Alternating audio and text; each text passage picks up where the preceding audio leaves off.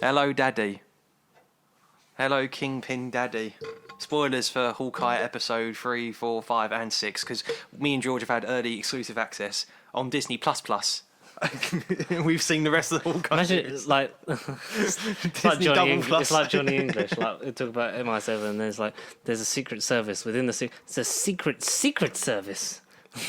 There is I did send you it today. There's a thing MI13.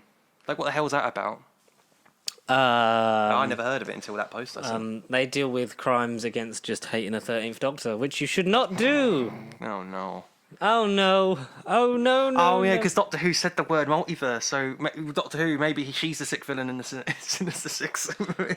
And there's some more. There's some more about that which might come into play. Hello everyone, welcome to Nerd Bible Podcast, episode 178. Yeah. Eight. Dean, I got the number right. Oh my God. I do know my podcast. We've got like another 4 subscribers, so we're up to 251. See, Thank one you of them's everyone from so my new much. manager at my store. So appreciate you. Big shout out to Dean. Deanie boy. I don't know. Thank you, Dean. Thank you, Dean. Yes. Thank you. Cheers, Dean. Is he cool? Yeah. Yeah, he likes podcasts. 2 days in. Yeah. I was saying you were a bit wrong 2 days in, but yeah. Met you the other day, had a nice chat about it, and of course, podcast came up. He went, "Oh, I'll give it a cheeky subscribe, lad." There we go. So absolutely amazing. So 278. I didn't even check. I saw the subscriber thing on the content. I just fucking lost my shit.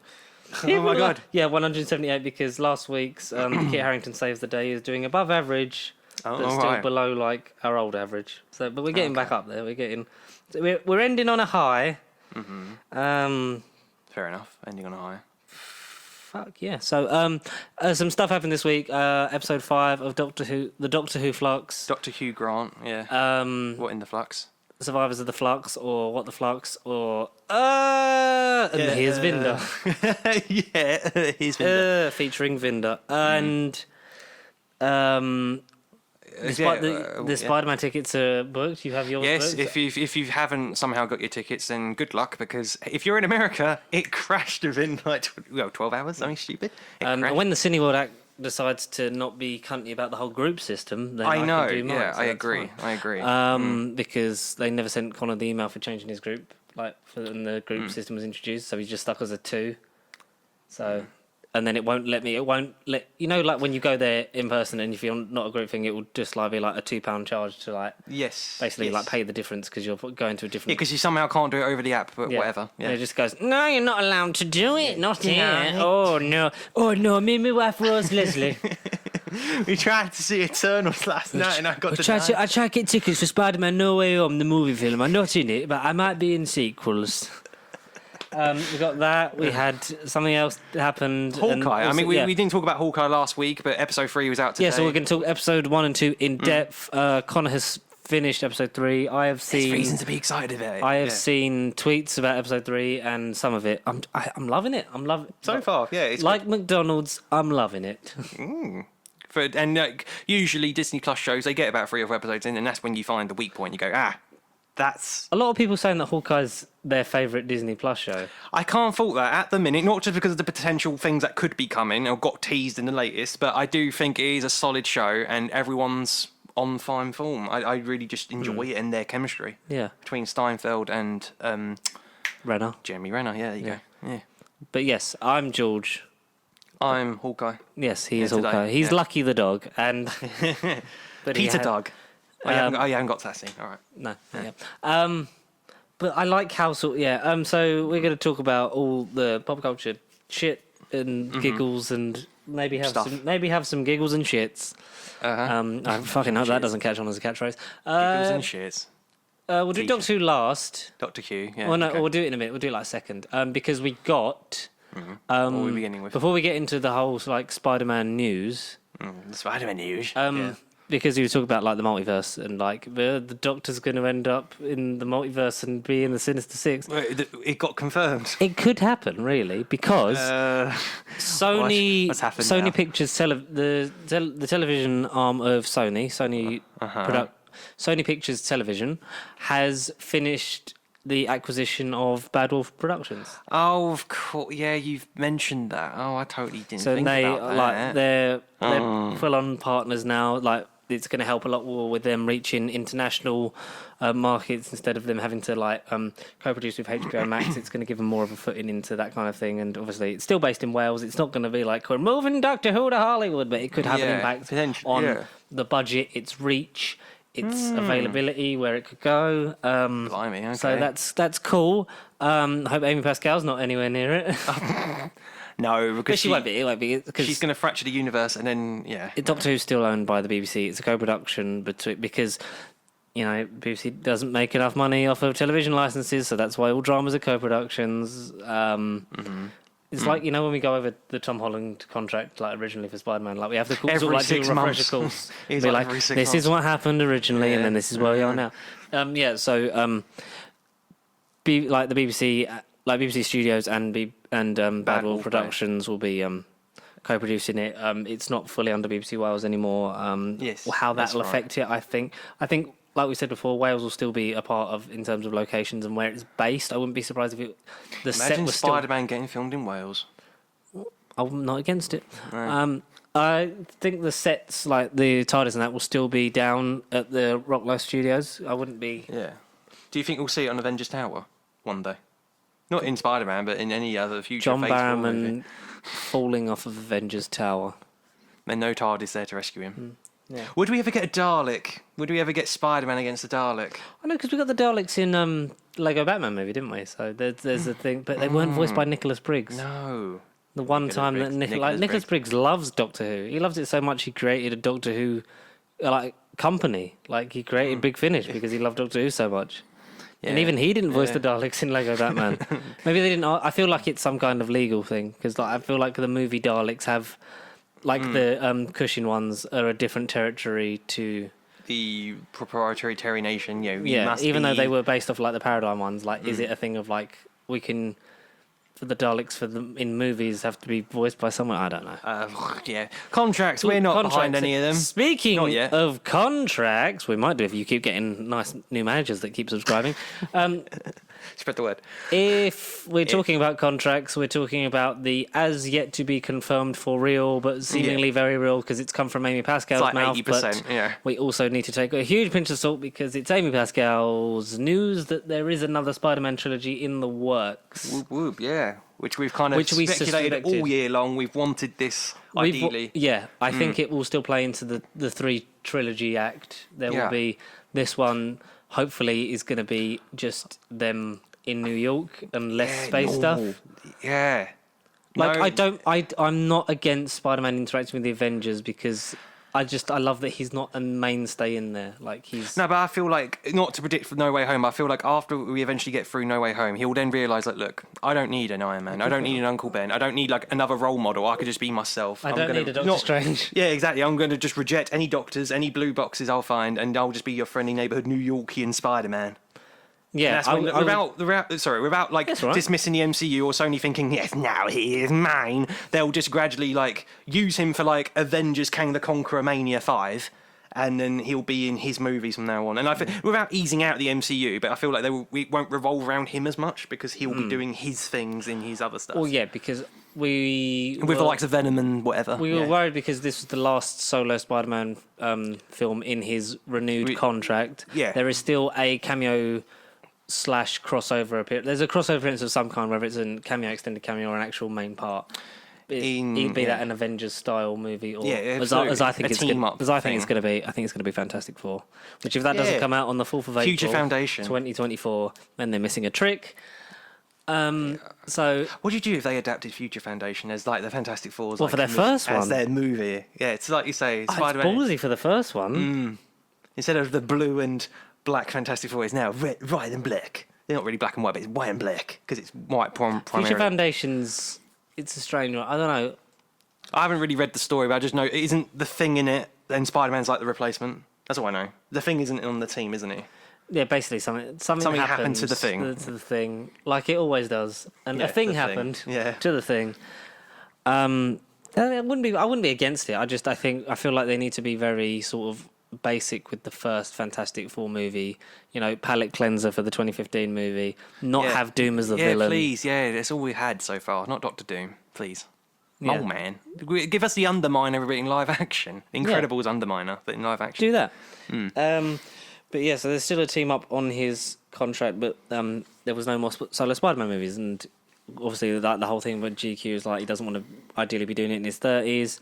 Like he could Again, all within the same week. He's not done. He's not done with the character, but also like, is it time for him to walk away? He Yeah. could easily do like loads more. Like he's not against it.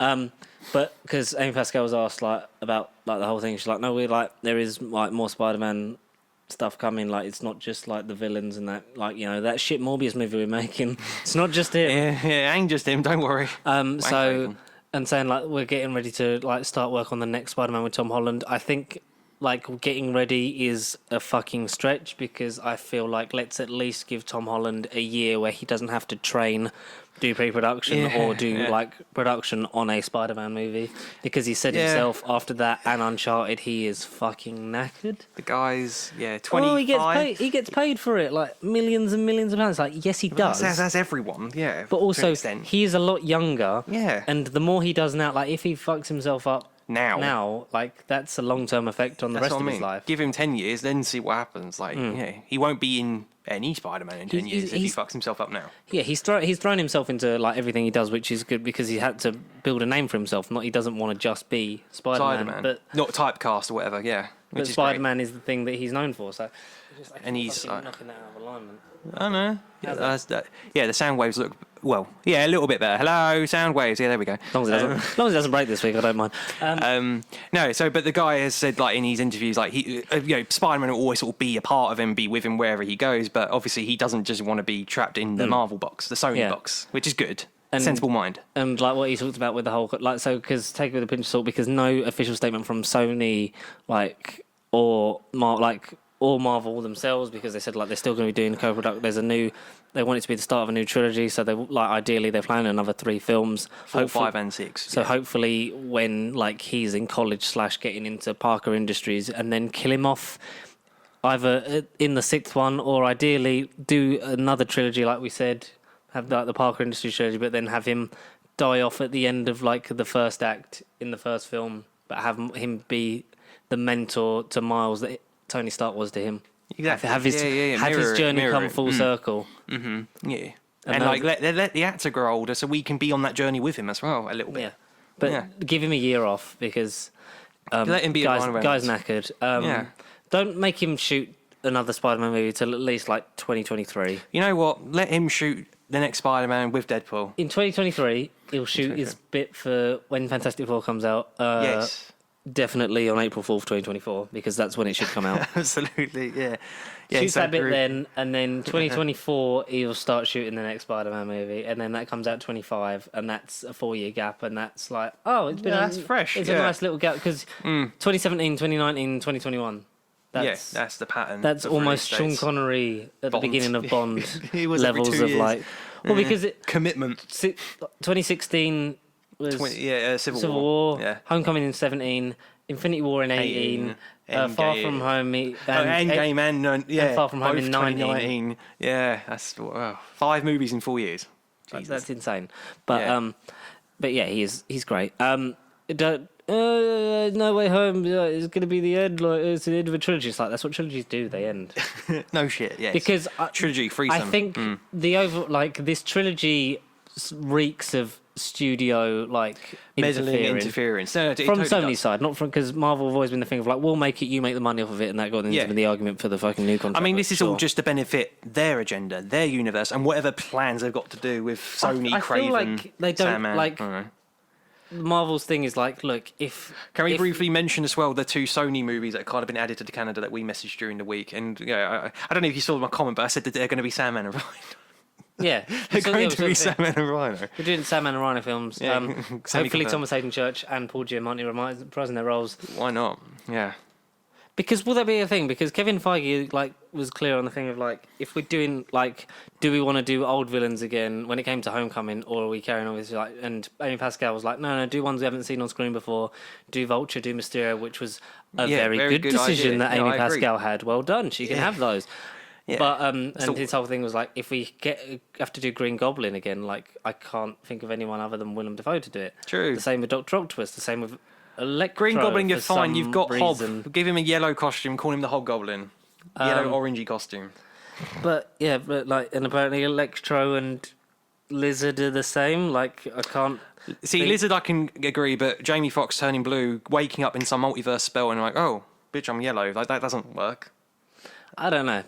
He's definitely from a different universe. Or he's just going to be, at the very least, the MCU's version of Electro, and he's just going to end up there somehow. Or he is from a similar universe, and Andrew Garfield's still going to look at him and think, Max from Amazing Spider-Man 2, but he's going to be like, no, my name's Jamie Foxx. Like, I ain't Max. I'm Jamie Foxx, and this is just my job. I'm just myself, and I'm Electro. I'm electric now. Like, yeah, I don't know. Maybe. He does have an electric personality. So, like, I wouldn't be surprised if, like, Thomas Hayden Church and Paul Giamatti are involved in some way, because Thomas Hayden Church and Rhys Ifans got leaked as being in the Empire article. Like, just where the picture is, like, the top of the column, you can see, like, villains including Thomas Hayden Church's Sandman and Rhys Or Ifans' even Lizard. is it Empire magazine poster? I hope they're both I hope No, they're no. both in it. Like, if properly with yes. Lizard and Sandman, I hope it is the voices and the actual actors being back. That's the thing. We've had Thomas Hayden Church CGI Sandman, which we can agree looks way better than he did in Spider-Man 3, but we haven't actually But seen still, he looks him. like straight from Spider-Man 3. Oh, he does, yeah. But the CGI is better. The face looked better from that trailer. Then you watch Spider-Man 3, you're like, ugh, that's a computer. Whereas you look at that one, you're like, that's believable. But we haven't actually seen Hayden Church himself. It's just the likeness, the sound. I hope so, and I hope the same for Ifans. Yeah, exactly. Because that would be, if you're bringing back all the others, you've got to kind of Even it out. do them. Absolutely. Like, Because you've got Green Goblin, Doc Ock, and Electro with loads of screen time. And then what, Lizard and Sandman just be tossed aside. Well, it's not even about the screens. It's like you brought back the actors for that. Like, you can't just then you be can't like, just justify, Lizard's not going to speak. Like, He's just going to be there in green. I feel like Marvel take on like this custody of the Spider-Man universe because it's like, if we want it to all be coherent and fit into our coherent plan, we need to make your shitstorm at least make sense so that it can work. Yeah. And we eventually want to, when we Marvel want to make why they our wanted Spider-Man control. story, when we eventually Marvel want to make our Spider-Man story, like you say, we've got to do the shit and clean up your platter and make it presentable, but then we can add the sauce and make it edible, we can make it pop. Because that's why, like, the dispute for the contract negotiation last time was they wanted creative control over the, like, Venom and, like, all those movies and stuff like that, because it was the whole thing of if it's all going to end up being set in this universe, which we know that is a different universe, and they're, like, coming over, and it will affect this Spider-Man, he'll eventually fight Venom. Like, you want it to at least fit into the same bracket as, like, the MCU film. Well, the trailer, it can all be coherent and make sense. When Doctor Strange does his spell and we see the rings briefly, there's 4 rings. So one's MCU, one's Raimi, one's Mark Webb's Amazing Universe, and the other one is the Venomverse. If they're different universes. I've seen that theory pop around. That's how they all collide. That's not bad. Yeah. That's not bad. I'm not against that. Venom / Morbius. Like, when is it? It's 2 weeks from today. It is, yes. It will be the last time we record together in person for a little bit, because we've done the Christmas one. We'll do the New Year's one probably then, because then at least we can actually talk about the have whole an opinion year. of Spider-Man that will probably change over that week. Like, and with multiple viewings. Exactly, It'll multiple either viewings. It'll either be the ecstasy of, like, we'll either come out with the ecstasy of, oh my god, Tobey Maguire and Tom Holland and Andrew Garfield were all in it together. And Charlie Cox. Yeah, it was amazing, blah, blah, blah. Or, like, we'll be blindsided that way, or we'll be blindsided one way, and I think it will balance out, so we might not necessarily include it with a definitive place in our top films. 10 as such, It'll be in its own bracket. If it's that good, it'll just be in its own bracket.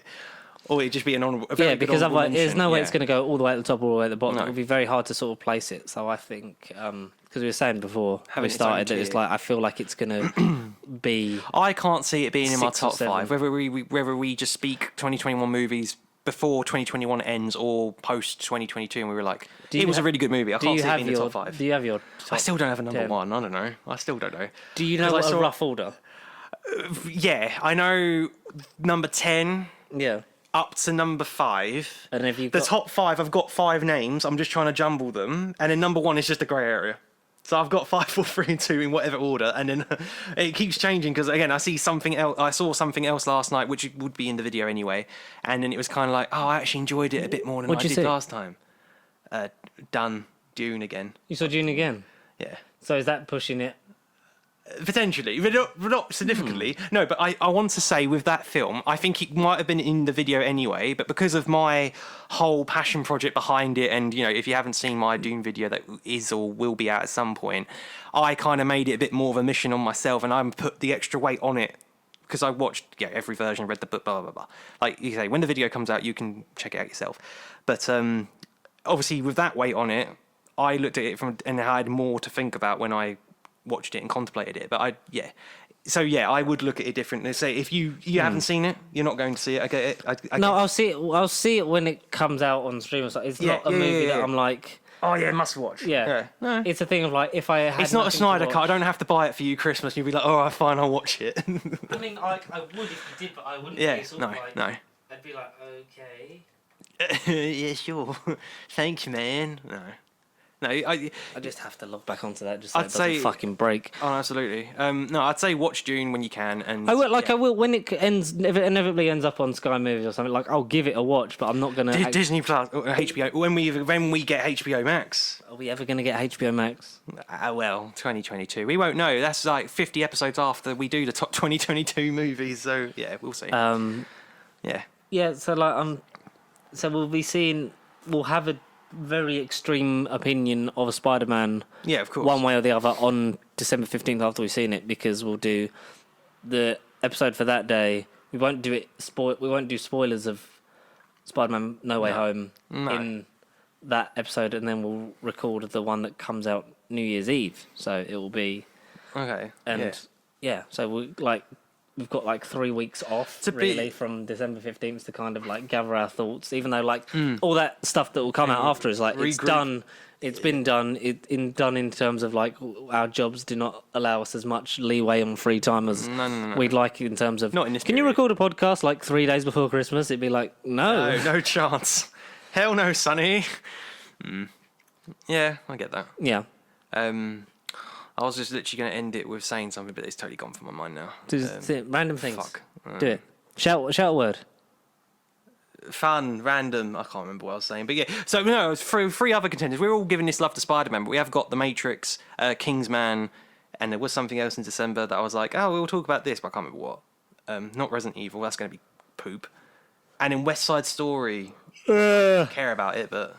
There was another movie in December where I was like, but Matrix, Spider-Man, and Kingsman, they're the three that we would maybe cover in 2022 as well.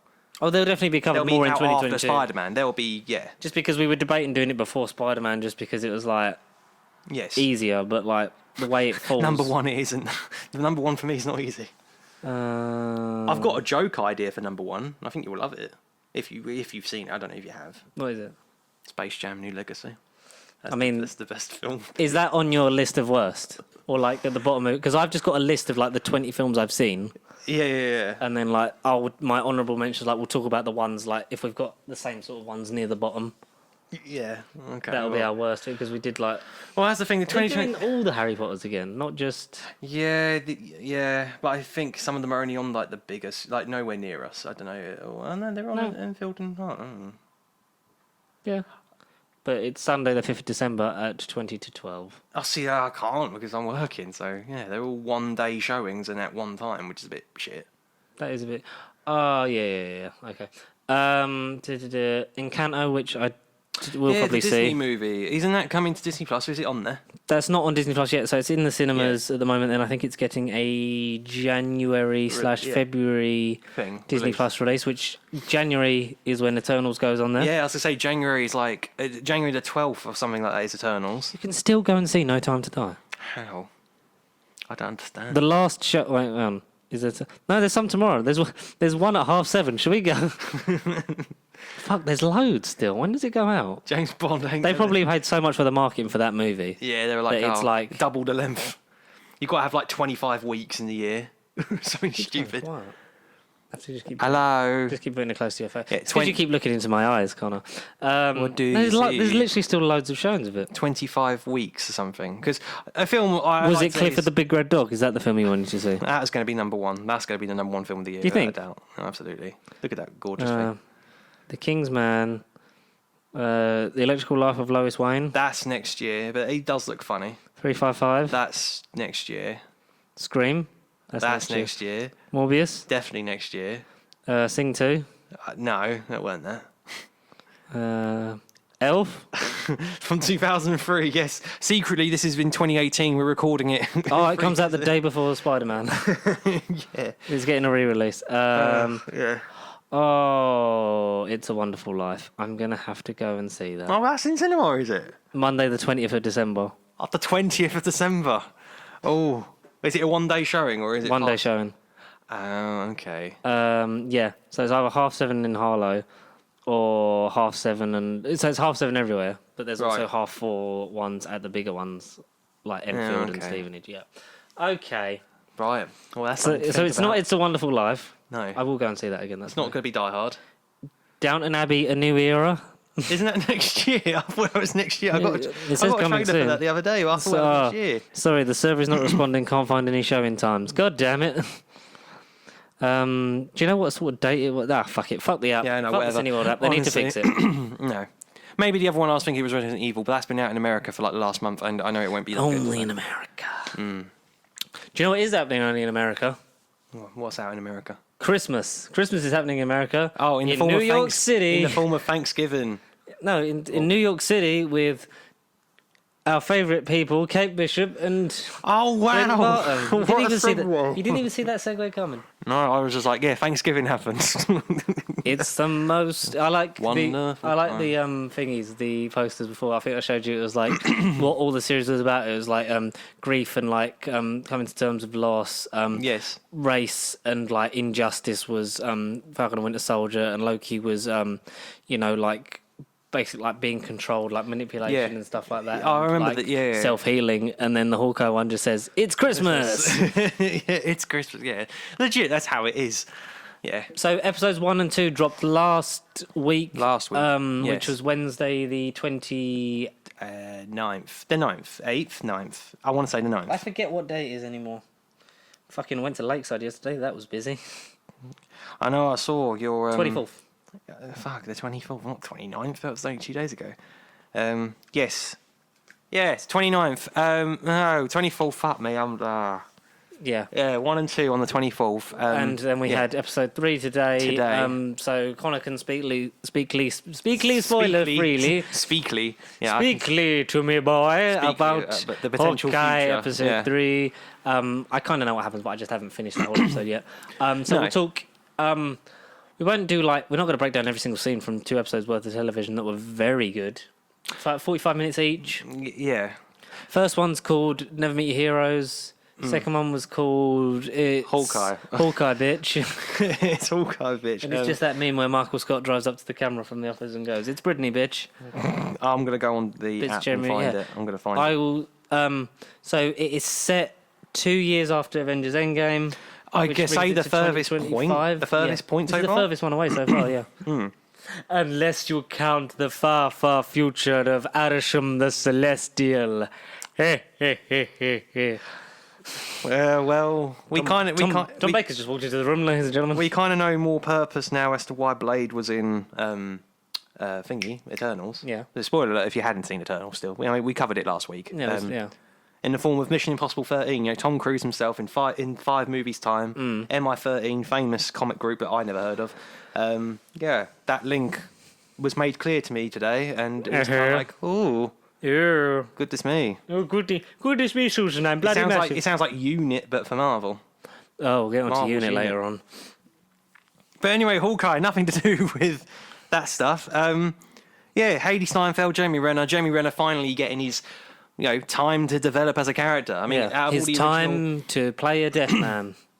Because we finally got Deaf Hawkeye. Yeah, from the comics. Yep. A lot of this series is based on one particular comic, like 2010 comic. Yeah, I think Hawkeye. it's just called Hawkeye. Yeah, down to the logo, like the designs of the costume, the stuff intro, that happens, the title sequences and stuff, the credits, the font, all of the it. car chase extended scene that we had before this is directly from issue 3 or 4 of that run. The tracksuit mafia, being the main villains from it, are now brilliant in this. Vincent D'Onofrio being in it, that's definitely from the. I mean, I think there is a link in the comics from that. I think they are. He is Echo's in linked that to comic. Yeah, that's the thing. Everything from the show is linked from that comic. I've never seen such a weird accurate I'm surprised adaptation of one I'm surprised comic. you've not read it. I somehow haven't. No, I'm saving for the show. Then I'll probably read it afterwards. Because basically, sort of similar thing happens. People come after him, and like it's in shit. And Kate Bishop's also there. So we get basically Clint Barton's having he's got a Christmas trip with his kids. Yeah. At the most wonderful time of the year. Yeah. Lila, Cooper, and Nate. Like they've all grown up. They're still the same actors from Endgame. Yeah. They've not been recast again, which is good. And But give it till their next appearance when naturally the people are older, then maybe they will. Nate at some is point. such a mood. Like we loved him. Nate. We loved him from Endgame. It was like, you want mustard or mayo? How about ketchup? It's like the only person in that family to make a normal decision about what's on their hot dog. So Get mayonnaise on a hot dog. What? which also proves that Cooper was the one that wanted mayo on his hot dog because Lila and Clint like mayo. No, like they choose mustard and He liked mayo. Yeah. And he's Weird like, kid. where's mayo does on he, a hot does he dog? grow up to become a supervillain? I wonder. maybe he goes up to become the condiment king. Oh God! What David does? Not David Desmolton. He was Polka Dot Man. Fuck. Yeah. Who's Condiment King? Hasn't been cast yet, hasn't he? No, He hasn't been adapted. not yet. But they do see, so they're not in here. So we get also in parallel with. We open nicely with Kate Bishop's family are rich, and Snobby family. no, it's not like her mum's a bit of a dickhead. Yeah. Well, Vera Farmiga from Godzilla versus King of the Monsters. for you. Godzilla King of the Monsters. Norma Bates in Bates Motel. And- And Finder. More importantly for me, the girlfriend from The Judge with Robert Downey Jr. in 2013. And Matt Damon's bird in the Departed. The Departed. The Departed. The Departed. Yeah, that famous movie. The Departed. So yes, it takes place. It's 2012, like just before the Battle of New York, and then her dad is killed by one of the Chitauri in the thing, and she sees from her ruins one of the Chitauri sort of like weird fucking air sugar glider things. They're like flying towards her, like they're flying jet ski kind of things, and they're like. Yeah, flying bits of CGI jet And you ski see thing. an arrow come out, and she sees the Hawkeye bit from when he's on top of the building. Yeah. Just before he then does the bow and arrow thing without with the looking. grapple Yeah. to swing. Yes, but And she's like, I need a bow and arrow at his funeral. And then the credits start, and it's like, Fucking hell, dude. I'm Hawkeye, I'm Hawkeye, Hawkeye, baby. Shot him in the face with an arrow. With an arrow. 1, 2, 3 now, Hawkeye.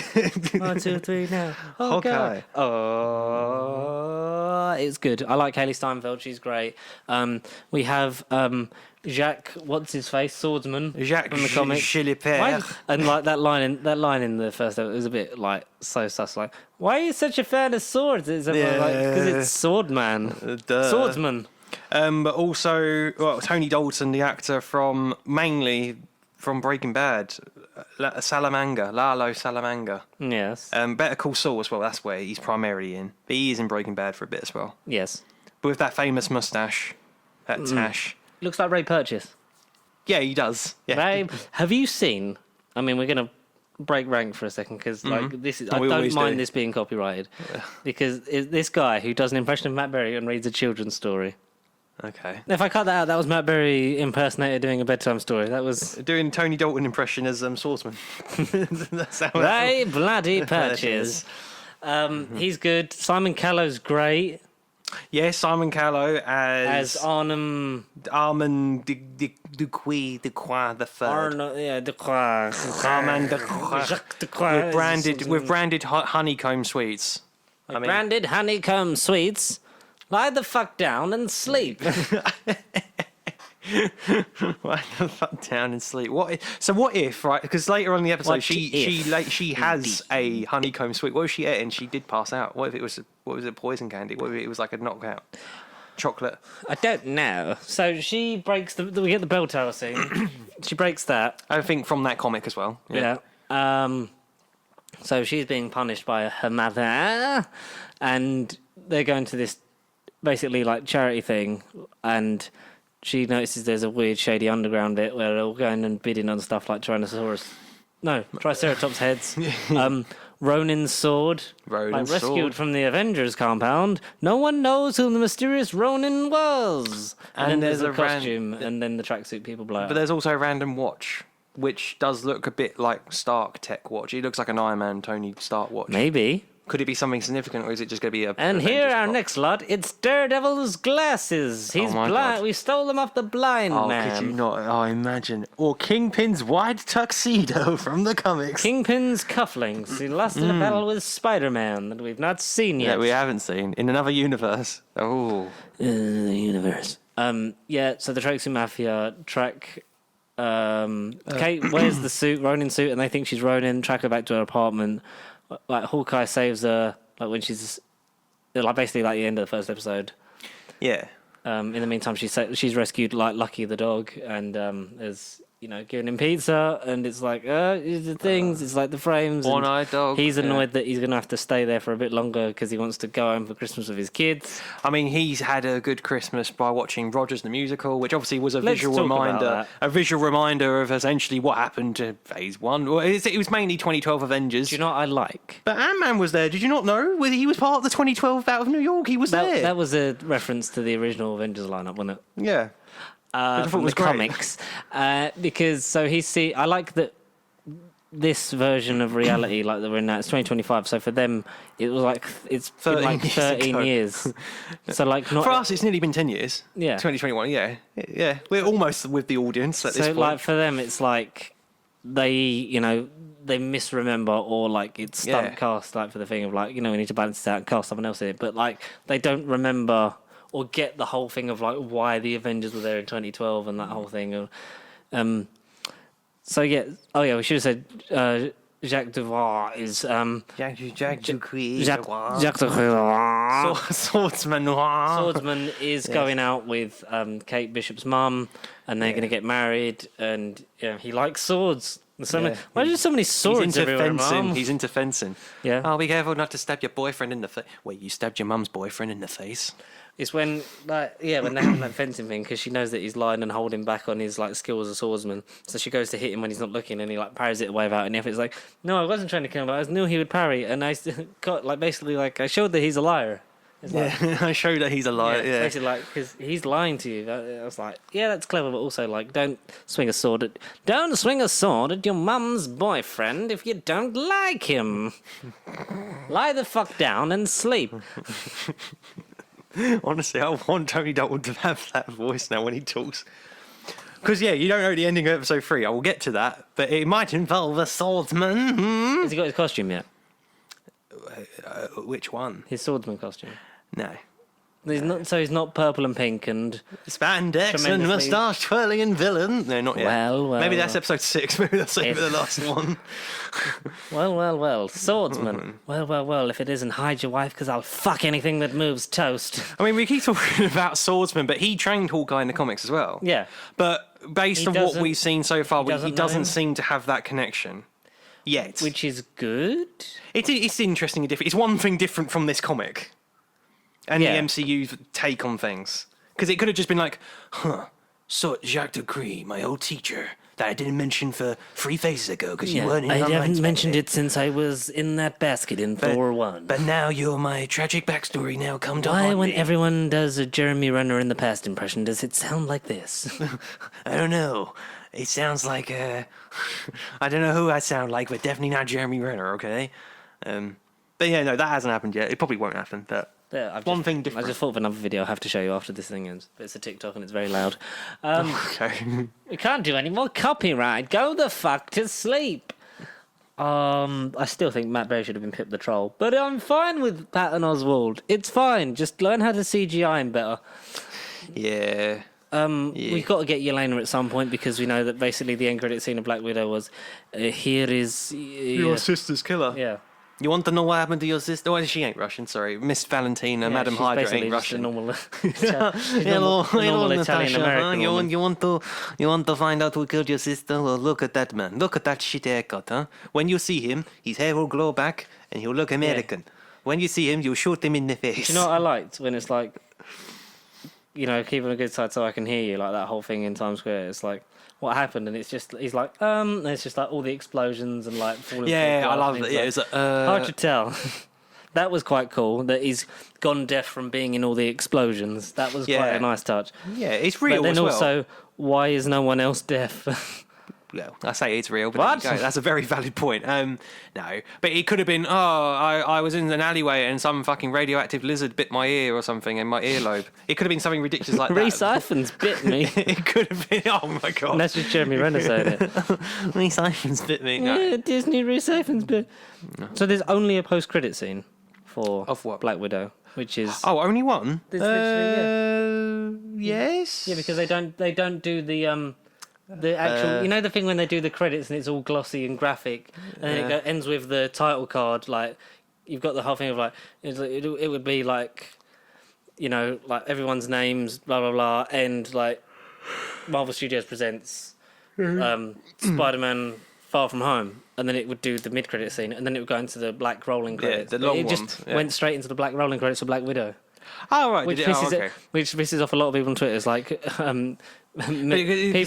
people with like no issue at all. Me, why the fuck wasn't there a decent like end credits for Black Widow? Like, why did it not go into like Scarlett Johansson, David Harbour presenting Black Widow, then scene? Yeah, I get then that. the scene, and then I do the never thought of that. So is that that really annoys me? So is that happened when? So is that why we got the Infinity War scene? Her getting her sister's vest.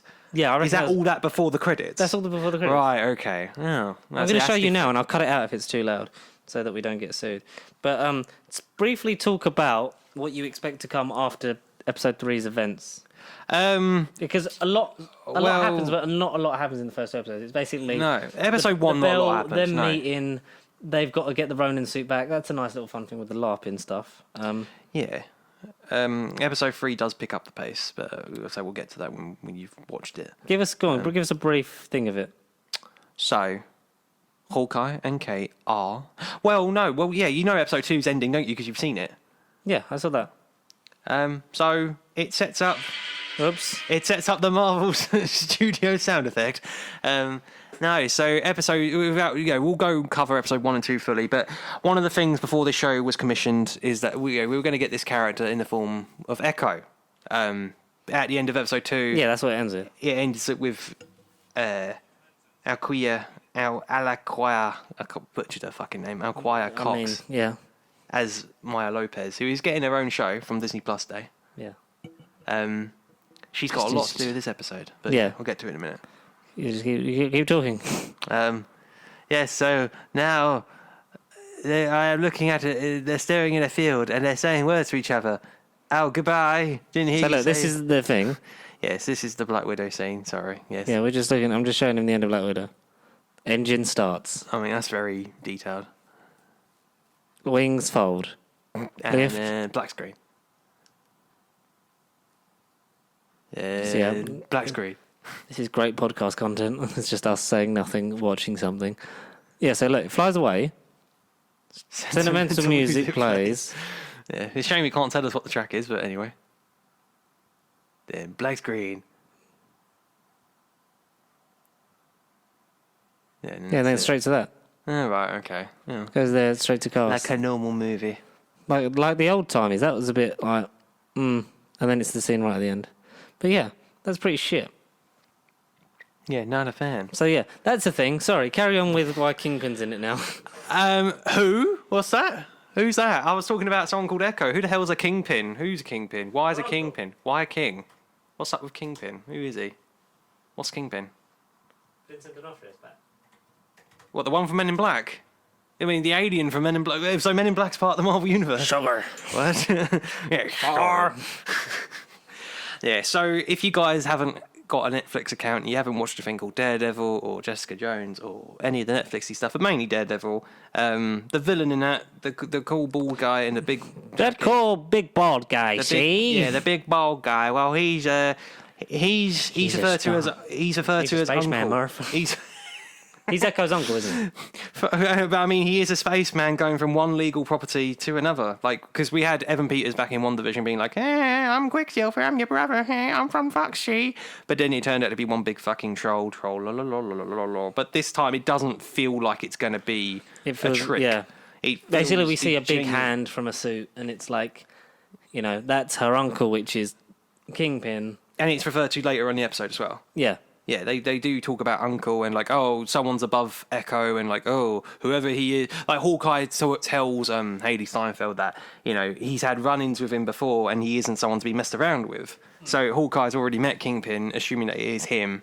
So Kingpin has already existed. It's not going to be like the origin story of Kingpin. Like he's already been a threat in the 5 years of him dressing up as Ronin and massacring people. But no, episode 3 is essentially Echo's origin. And, I mean, I know they've got to make you care about this character who is getting her own spin-off, but fuck me, I think episode 3 is the best episode. Yeah. So much action happens in it as well. Hawkeye is now deaf. He has his hearing aid, but he is fully deaf, and a lot of the sound mixing revolves around him not hearing anything. You see lips I like reading. that from in the Rogers the Musical bit. Right, yeah. Wait, he's turned his hearing aid off because it's like. But that's a lot of episode. That's a lot of episode 3. Not every Is it? 2. It's not every 2 minutes where he hear Haley Steinfeld and it goes to him and you just hear awkward like noise. But he does play throughout the episode because like he has his hearing aid and then he doesn't have his hearing aid. It gets destroyed and it doesn't. So there's a lot of that. A lot of teamwork, lots of communication. Which they joke around with during episode 1 or 2, where they're like, "Oh, we're not communicating," and like, "You should go home, kid," and you know, you want to live. Fuck this off, life. kid. And, yeah, go away. You're annoying. Yeah. Whereas episode 3, they kind of seem to be getting along on the same page. Think Falcon, Winter Soldier. Think Bucky and Sam Wilson, but on a better. Bucky and Sam Wilson, but they like each other. Yeah, but honestly, Hawkeye as a show, he's just really winning me over at the minute. I think he's better than what we've had with Falcon, Winter Soldier.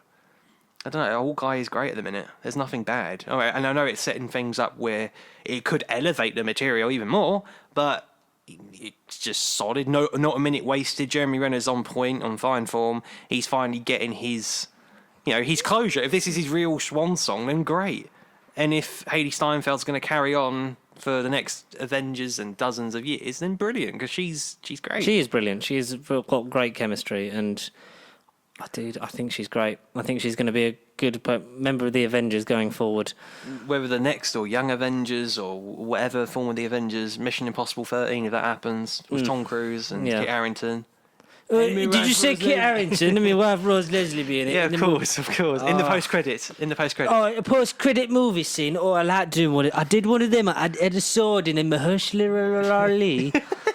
He said to me, "Oh, are you sure you want to do that, Mr. Whitman?" I was like, "Oh, not Jane Whitman. My name's Rose Leslie's husband."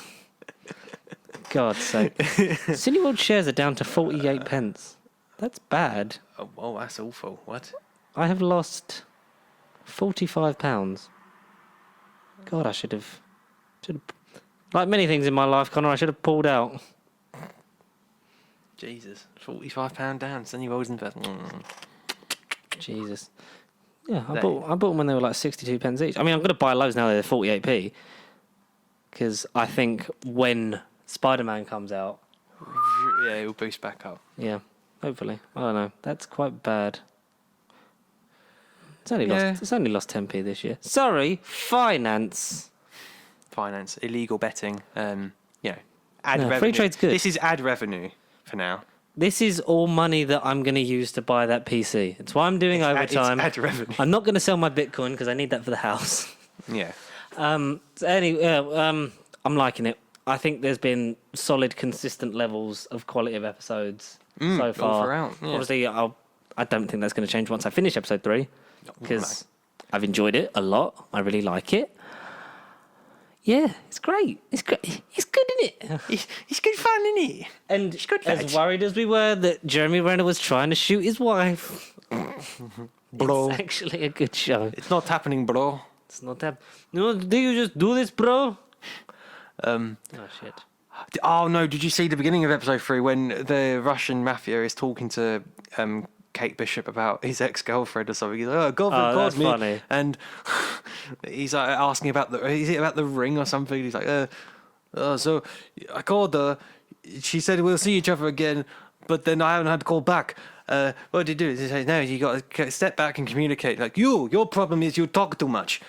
Would you like if I cut off your tongue? And then Jeremy Renner, like, you know, the heroic person he should be in this role, and as a man, he should have interfered and said, no, not on this woman. But no, he's just sitting there because he's annoyed with her, and also because he can't hear them because he's dead. Like, what? Then he's like, what? oh, by the way, we got. Oh yeah, Clint, we should go take the dog out for a walk, and he needs some food. And he's like, oh right, we should take the dog out for a walk. What do you think? Because he's deaf, he's talking really loud, and he doesn't know that he's deaf. Pardon? Did you get that scene in episode 3? Yeah. On the train, like it was literally like a minute scene. I think I saw that one. Kate Bishop was like, oh, take the dog out, take Lucky out, take Pizza Dog out. Pizza dog. No, Hawkeye's great at the minute. I mean, the finale I feel like should be great. I know we've got 3 more weeks left, but yeah, episode 5 is the same day as Spider-Man.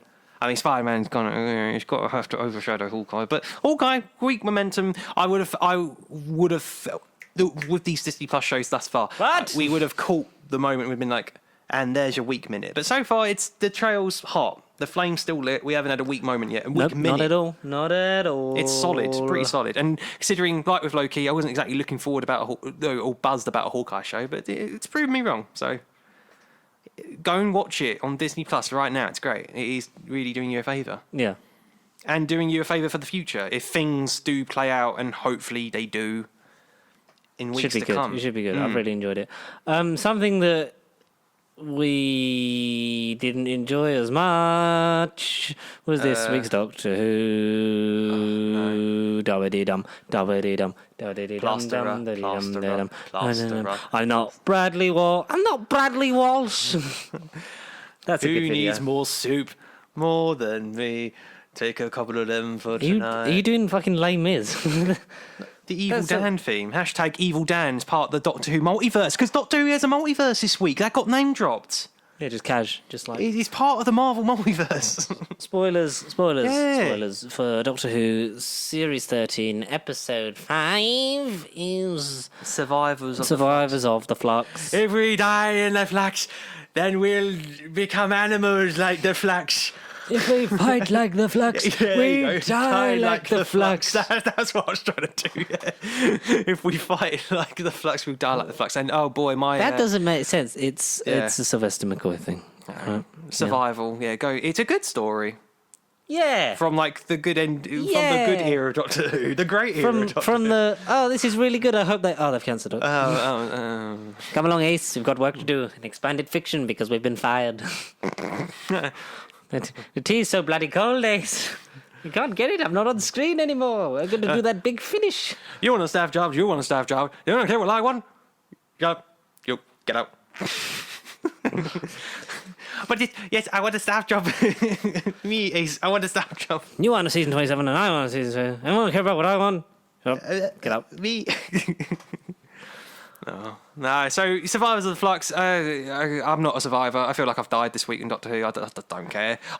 Last week was very good. The first half I liked. I liked 1, 2 and 3. Episode 4 with the Weeping Angels, and then this one was just kind of just set up for this week's finale. I don't know. You could take the Flux out of this and it'd still be a pretty good thing of like the Swarm. You could have called it Doctor Who Swarm. Doctor Who Swarm.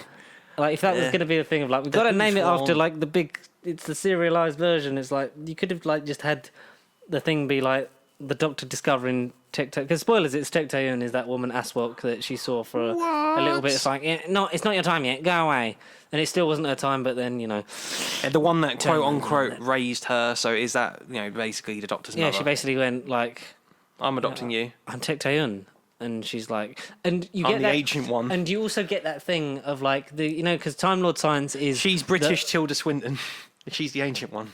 She sort of She so Time Lords can recognise each other even through regenerations because like it's part of their their psychic consciousness, character biography.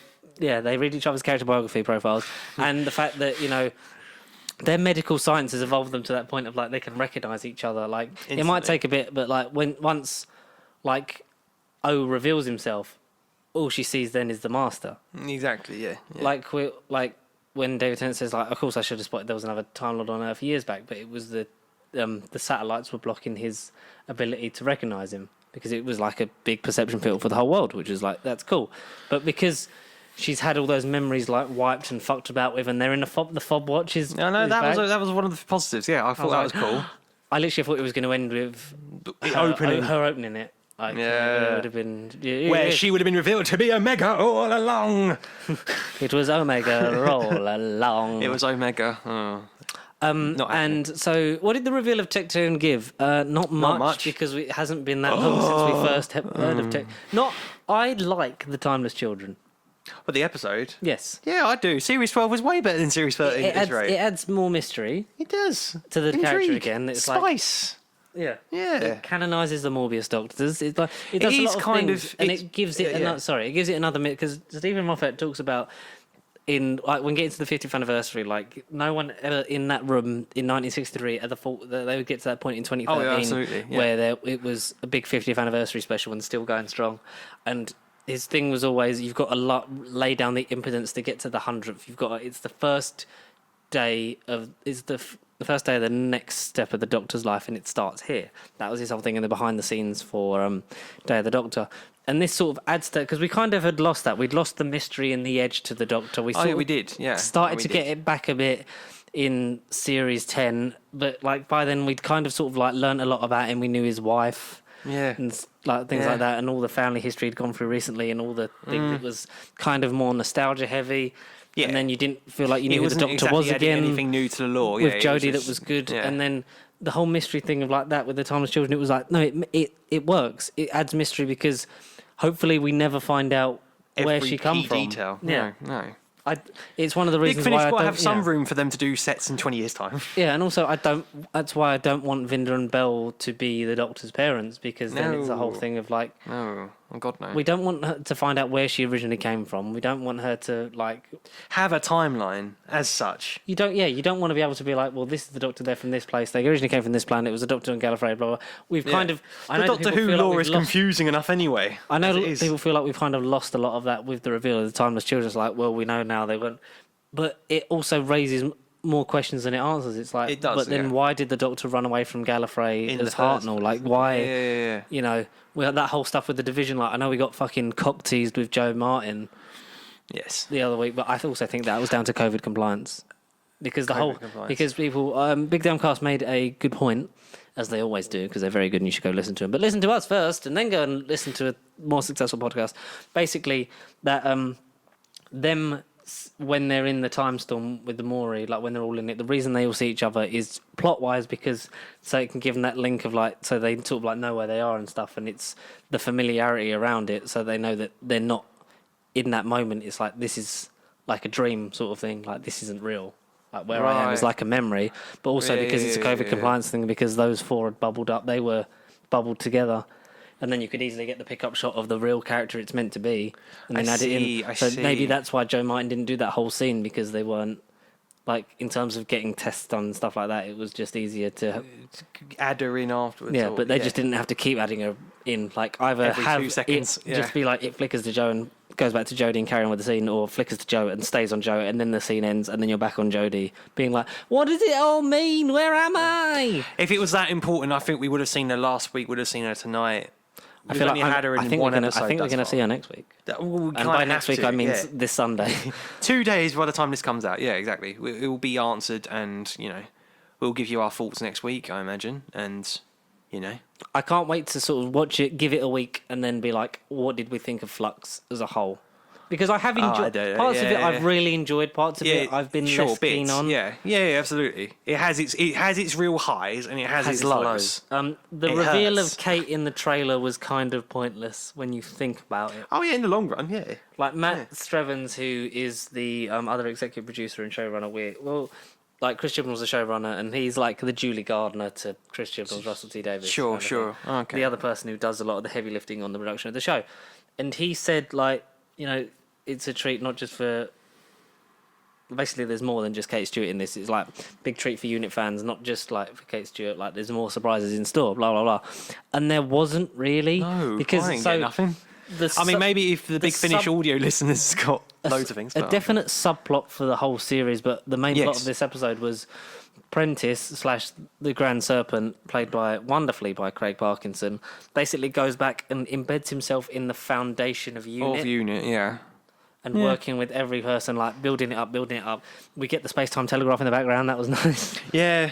Yeah. Which I did shout at the screen. I was like, Space-time telegraph! Space-time telegraph, Kate. I know about the Black Archive. Oh, God. I watched The Doctor, the Widow and the Wardrobe the other day just because I was getting ready for Christmas. I didn't want to watch my favourite ones. And Lara really likes Doctor, Widow and the Wardrobe for some fucking reason. Right, okay. That's like one of her favourite Christmas specials. And we just put it on, we was watching it, I was just like, God, I miss Matt Smith. Like, so Gorgeous much. man. Yeah. Just like... My Doctor. Anyway. Yeah, hashtag my doctor. Yeah. Don't do that. They'll fucking start. Right. So I know. he beds himself with that. Robert Bathurst was very good as I forgot his character's name, but I was like, they're not just going to say that this is the Brigadier, are we? It's like, no, because we got full-on Alistair Lethbridge Stewart voice of Nicholas Courtney. Wonderfully from archive footage. It's just like he's on the phone, but it also fucks up the dating controversy a bit more because it's like, if he was a corporal in this year, like what? In like the old uniforms and stuff, and it gradually goes up and up and up, and we get to 2017, and Kate Stewart's there. So this is the year that Series 10's on. Yes, okay. Because the special dear. resolution was New Year's 2019, and that's where they're on hold pending a investigation, because of the rights, basically because of Brexit, like basically disbanding them and that. And it turns out that, like Chris Chibnall says it in a behind-the-scenes video, like that's on the Doctor Who Twitter page. That's like that setting up in resolution was deliberate for this episode. And for what unit will impact for the last week and possibly for when they come back again in the future. Which is basically like, so it's set up that Prentice was there in that timeline, like had obviously gone back, and then that affected them not being able to help with the Dalek in resolution. I see, yeah, little things like that I like. Because like him being like, yeah, we kind of need to sort of like slow her down, give up, and that's when she's like, that doesn't sit well in my family. And Gemma Redgrave is amazing. Like, I love Kate Stewart. The only thing I think is criminal is that she's had fuck all appearances in this show. Yeah, exactly. She really hasn't. No. And it really, like, when she was... I remember the hype when she was introduced in Power of Three. Uh-huh. And it was like, for us, it was like... And other people, it was... Because I didn't know you then. No, you didn't know. Which was such a shame. I was like 16 at the time, and it was like... it was like, oh, like, she's going to be the Brigadier... Of for this generation. us, for the new generation of Doctor Who fans that are watching New Who. Oh boy, were we wrong. Well, no, because she's there. So Zygon invasion. Power of Three. Yeah. She's there in Day of the Doctor. There's nothing before that, is there? No, she's not. I don't think so. No. She's not in any Series 7 Part 2 story. Not I remember. No. I think Unit. Not Bells of St. John. Unit are at the they storm the building in Bells of St. John. They do. Okay. But she's not there. I don't think you see Kate Stewart. And then it's Death in Heaven. Dark Water, Death in Heaven. It's the second part. Because she throws the Cyberman helmet around and she's basically like, fuck you, unit here. Right. Yeah. President of the World thing, and then Zygon Inversion, and then nothing in Series 7, which was because I like how she almost became regular in Capaldi's era. It's like, here's the unit story. Is she in... No. What is she? No. Is she in Series 10? No, I can't remember. Because there's the Pyramid of the End of Worlds. It's Unit. She might be then. Visit some. Maybe she could be. I don't know none of this is on my head. You talk about the whole Prentice thing and what you think of the whole Unit infiltration. I didn't think I particularly needed that though. I mean, one or two clips I think would have got it across, and because you don't see Kate till like in the last 10-15 minutes. Yeah. If she was there from the beginning, then it would have got my attention a bit more. I'd been like, right, I get what you're doing. But I swear the Grand Serpent is just Eric Roberts from the TV movie with just CGI better. I hope it feels like they've just borrowed. We watched a movie one day and thought, right, we're going to do that in our new series. I hope it feels heavily borrowed. I hope that it's not the Master. I really hope it isn't. Because Sacha Dhawan is amazing. No, it won't be the Master. I thought this week Tech Toon was going to be the Rani, but again, I was let down by that. But no, the Doctor's going to open the Fort Watch next week, and it will be Omega, and that's I'm excited for the Doctor to be Omega, at least the other. Because I was going to say earlier, this storyline, the whole time the children thing, it feels like they borrowed from like Longbarrow and some of the Virgin novels. Yeah, because we see the Longbarrow house again, well, the not official Longbarrow house, but yeah, the non-official. But no, it's one of those where they've literally gone back to those books and thought, right, well, we are going to do this story and establish more about the Doctor's mystery and identity and whatever. but just do it for the big screen as opposed to a page by page book. Well, have you got? Is that her appearances? So yeah, she has the same call sign as her father over the radio. It's Greyhound Leader. So she's in Power of Three, Day of the Doctor, Death in Heaven, Magician's Apprentice. Yeah, because that's that whole beginning bit, wasn't she? It's like like where Clara's then like zapped through by Missy, and then we don't see Unit again until Zygon Invasion, and then Survivors of the Flux. Right. Oh, so she wasn't in Series 10. She weren't in Series 10 then. She was not in Series 10. Oh, okay. Which is a ruddy shame. Because she was almost like the Capaldi go-to, and that was cool that we had like so many Unit stories with Capaldi. Because it was like we kind of missed because Unit weren't in it. They were alluded to, and then it was like then they were back mainly in Series 4. 4, yeah, about 4. Because like you saw like the end of like because they built the Valiant that the Master hijacked, so it was like then and then into 4 because then it gets Martha a job, then they're sort of a mainstay, and then they're not really in it again until like when's the next time Unit are in it? Series 7. Series 7, yeah. That isn't like there's a big gap, and then they're back for a bit, and then they're gone away, and then it's it's been 6 years since we've last seen Kate Stewart. Like that's madness. But again, not to promote Big Finish again, but you could have heard her, George, in the Unit box sets. No, like I would, but and like, Osgood. They mentioned Osgood, but where is Osgood? Well, it was in the past, so I'll forget that. Yeah, but that would be so. That's before. No, so it's after like she'd been disintegrated by Missy, and then like another one had just taken her place. It's like, is the real Osgood still alive, or is Osgood now just the message of like keeping the peace treaty between the Zygons? Like, if we get the Zygons in this as a surprise thing, that would be like, okay, another villain. Yes, we've seen the Daleks, the Cybermen, the Sontarans, the Weeping Angels. Yeah, anyone else? Yeah. The Swarm, which I thought were the Sycorax's cousins. I'd love a Sycorax return. I would. Yeah, we got the Ood though this week. Yeah, but he's only one, and he was just kind of still played. I feel like that was just there Carson's for the Russell voice. branding. I was just like what did I say that I didn't like before we recorded? Like they just brought it just for imagery and not for good idea. I can't remember. Was it something Marvel related or no? We don't moan about Marvel anymore. We do it shit. Oh, maybe I didn't, but there was something I saw this week where I thought, they literally only just put that face in because of like recognition and branding. So I feel like the Ood were just there for. What, like, just for nostalgia. You remember watching this as a kid? Yeah, maybe. Yeah. I don't know. Because he didn't do anything. He just stood there and went, yes, I can't betray her. I can't betray her. Here, Doctor, would you like to look at this map? Hey, look at all this shit. I'm not doing anything. I'm not going evil. My eyes aren't going red. Why am I in this script? I didn't like it. Again, whoever's in the script, Weeping Angels fucked me off. The Ood fucked me off. So, no, poor writing. Don't put recognition and nostalgia in your script, not for them to do anything. He's still written every villain very well. Not the fucking Ood. Not the Ood.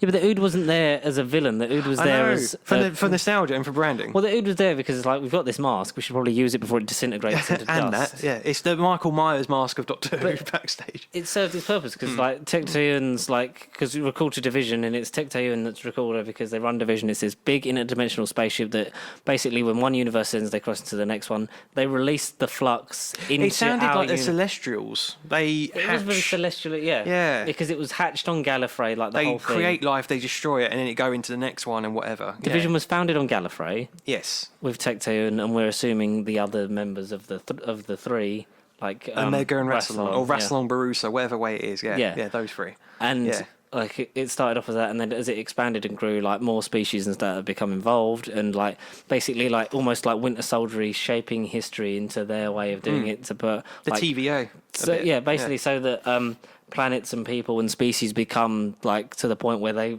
think that they should be, or like are guided to where they can be better services to like of better service to the rest of the universe. And the Flux got released into it because the Doctor escaped, and I think that's that's a fun plot point of like you escaped from us. Like I know we like weren't really good with wiping your memories and that. Like we've got your memories here in a nice little fob watch thing, nostalgia watch. And remember this, and then that was quite fun. I like that fob watch. You know, we released into that because you escaped and you just couldn't help but interfere, and the whole thing at the time was not being interfering species is a lie because they've been interfering anyway. and the person you once called mother. And it's like, it's weird because we've never had that sort of angle of like the Doctor like facing off against basically like a kidnapper, because like she talks about like, you know, what if I was waiting for someone, what if I was meant to go through it, what if, you know, my real family were coming back for me, you robbed me of my life. And that's the thing, that was fucking, a good angle. was great. Yeah, that was was great acting and well written, like all that stuff. It was just the cutting back to Yaz, Dan and Jericho like globetrotting, that funny preacher guy in the mountains like, I'm just teasing you. I've got 3 words or so. We travelled all the way up this mountain for 3 words or 3. Fetch your dog. Yeah, that's And they do the painting for Carvanista, and then Carvanista just looks at it and goes, like Tim Allen from Master, Shaggy I'm Dog. coming. I'm coming. And yeah, but it doesn't go and get them because they find the tunnel guy from episode 1 that we've not seen. The weird Victorian guy that was like, oh, could this be? Why am I here? And he's found that tunnel, like basically him digging those tunnels in Liverpool has basically, there's a like fissure in time that is like diverting to like different parts now. Did he say his name? He had a name, didn't he? He said he had a name. He's a real life person. Like it's based on a real life person. Yeah, because then Dan was like, "Oh my god, you're telling me that it's fucking nutter." Yeah. Oh my god, you're telling me it's whoever it is. Yeah, he lives there. No way. I went into high school history. Yeah.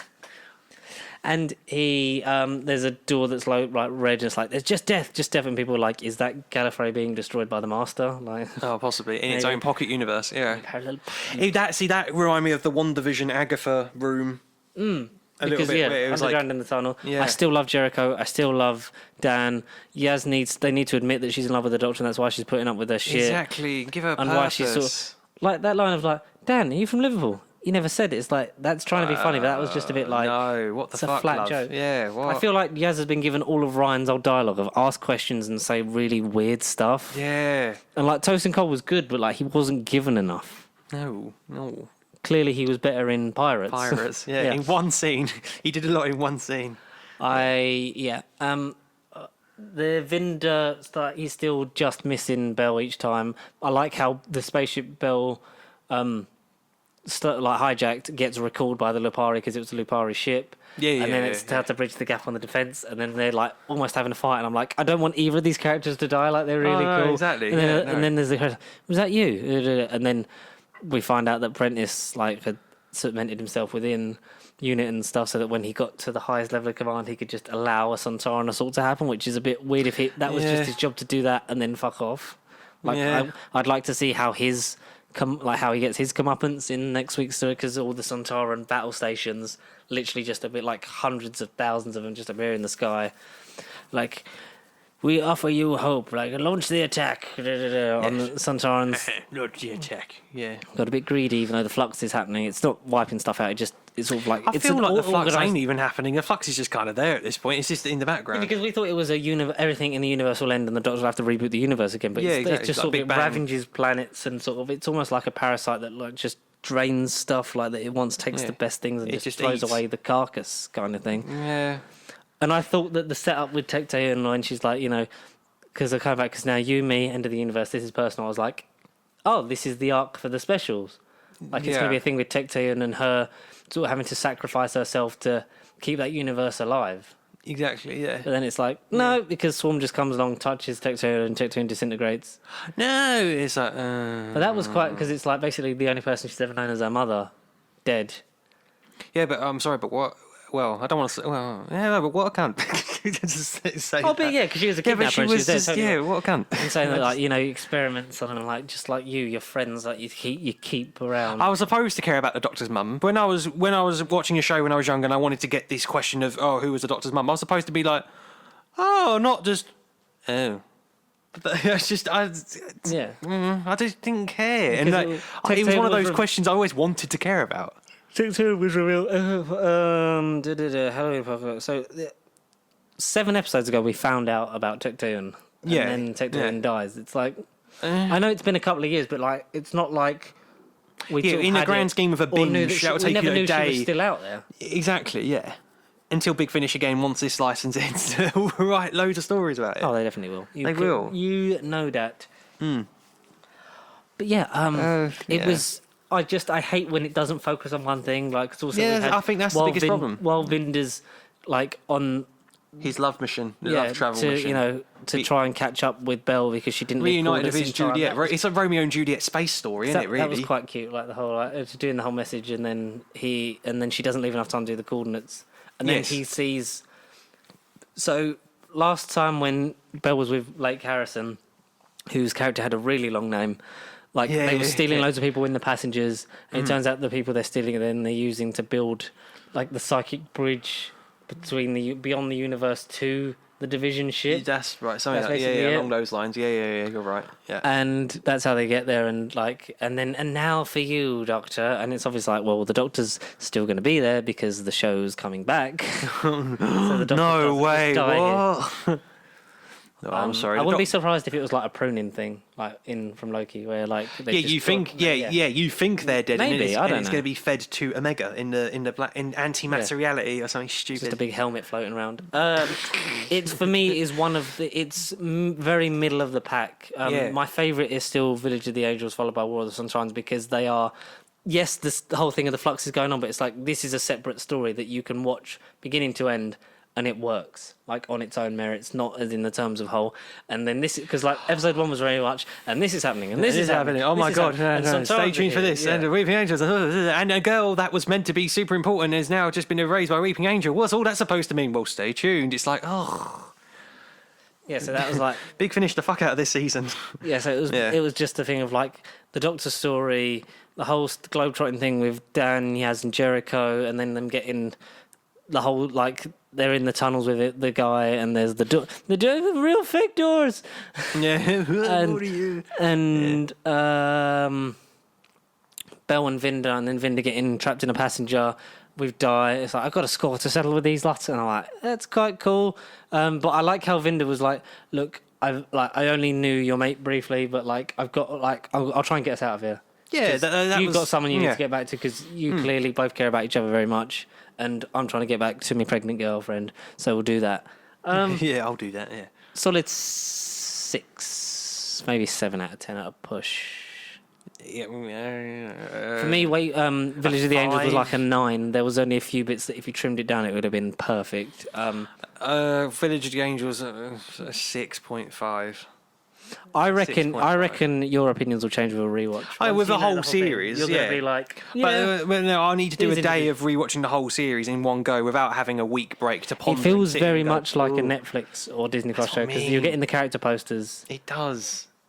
That's what I mean. I feel like in this modern Chibnall Doctor Who, it feels like it should be used as a binge. Whereas other seasons, especially Series 12, I liked waiting every week to be like, right. Whereas this being one story, you're what's going on? You're like, you want to know what happens tomorrow. You want to know what happens now because it is part of this ongoing, the universe is going to end and the Flux is going to eat everything story. But I didn't know you were the guy from Phantom Menace. Being sorry. Yeah, but it's that kind of story where we are sitting here every week going, oh my God, like kids especially, they must be eating the shit going, oh, the Doctor's going to die. The big red screen is going to eat the screen. Mum, the Doctor's turned into a grey statue. Doctor, what does this all mean? But we adults are going to be like, oh, she ain't fucking dead. We've seen the trailer. She's going to come back. We know how productions work. Can we just get on with it? Whereas if we watch it in one big series, like even in a day binge, day binging I don't normally promote, but hey, for this series, if you can understand it better, easily. Yeah, it is easy. It's short. So I would say I'll do it. Well, we know that Kate got away because Predators tried to have her killed, like even with the snake detail in the bomb, like on her door. Like she escapes, she calls Osgood, goes into hiding. Yeah, and she's in the next time trailer. Hooray! So with Unit like stalled, she's gone underground and like is basically doing the Unit job, like on the run. Hopefully, the whole series will end with Unit being sort of like reinstated. And maybe having a slight presence in one of the specials. Yeah, that's what I mean, yeah. Just like kind of here. Like, because they were in... Like how they were in Planet of the Dead. It's like Unit would obviously be the first ones on the scene if the Doctor's not there because he's on the bus on the desert planet that's not Dubai, I swear. Yeah. Yeah, totally. I'm looking forward to see how this all wraps up because it does need to be wrapped up. I've not hated it. I've just been frustrated of the just pick, little bits. Yeah, there's pick a through line. It's like the logo. It's just all branching off like that on Twitter. It's just yeah, true. I don't know. I'm I'm anticipating a decent ending. I'm not holding my breath for anything spectacular. I think it will be a solid ending because I've liked... Solid enough ending, yeah. Yeah, I think after this one, I'll have liked 50% of the series after episode 6. So, and then it's just 3 more specials, and we'll see. Hopefully, Chibnall ends on the highest possible note that makes us think, God, I wish he'd stayed for 1 more year and actually been given a consistent budget and episode count, and not keep fucking his series off every 2 years. True. But that's production cycles for you. Just like this production cycle is wrapping up. What did you think of Doctor Who Flux? Are you liking Hawkeye? Have you seen Ghostbusters yet? Because we should probably talk about that next week. Have you watched Tick Tick Boom, which essentially is the Amazing Spider-Man 3 after Gwen Stacy died back in 2014? Andrew Garfield can really sing. Yes, he can. Spider-Man, Spider-Man. I'm now singing a song about a comic book guy. Worst comic book guy ever. I'm definitely not in No Way Home. Look out. It is the end of the video. If you want to get in touch with us throughout the week, you can do so by following our Pastry Because Facebook, Twitter, and Instagram. Coincidentally, you can send emails to nerdbiblecontact@gmail.com. And as always, thank you very much for watching and listening and subscribing. Ending on a high this year. We've got a couple of episodes left. Get your stuff in for Spider-Man eventually when you see it, and what you're anticipating, like what you've liked this year and what you're anticipating for next year, because only a couple of weeks left before we get 3 weeks off. So I ain't got no plans for next year. I ain't got no expectations. Doctor Strange and Batman, they're the only 2 I want to watch next year. Really, at the minute. So the coming soon video for next year is going to be you going Doctor Strange and Batman, 2 movies, and then I'm done. I'm quitting. I'm just going to retire, and then for those 2 movies, I'll come back on special 1 guest host on the channel, and then I'll be I'm done. So I know about 2020 and Spider-Verse. Sorry, that's the third. And Spider-Verse and the Flash, and maybe Sonic the Hedgehog 2. They're my 5 movies. They're my 5 movies. Goodbye, everybody. Yeah, Auf Wiedersehen. That bit didn't happen at the end. This last bit didn't happen. Catchphrase.